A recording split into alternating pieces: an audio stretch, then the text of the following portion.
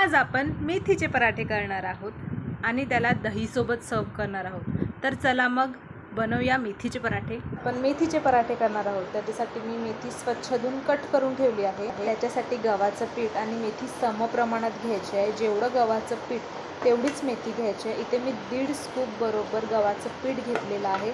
त्याच्यासाठी मेथी पण मी तेवढीच घेतलेली आहे, 1 आणि हाफ असं 1.5 स्कूप मेथी घेतलेली आहे। आता याच्यामध्ये बाकीचं सामग्री टाकूया।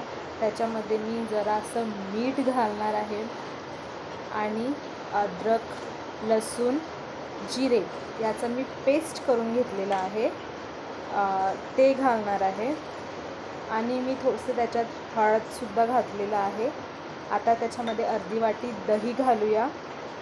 मी इथे दहीनी खूप छान चव लागते, त्याच्यामुळे आधी कोथिंबीर घातलेली आहे आणि आता याच्यामध्ये मी अर्धी वाटी दही घातलेलं आहे। व्यवस्थित मिसळून घेऊया। त्याचा एक डव तयार करून घेऊया आणि त्याला 15 मिनिट रेस्ट करायला ठेवूया। आणि इथे पराठा मी आता 15 मिनिटानंतर घेतलेला आहे, लाटलेला आहे। व्यवस्थित शेकून घ्यायचं दोन्ही साईडला। हे बघा, खरपूस असा रंग येऊ द्यायचा।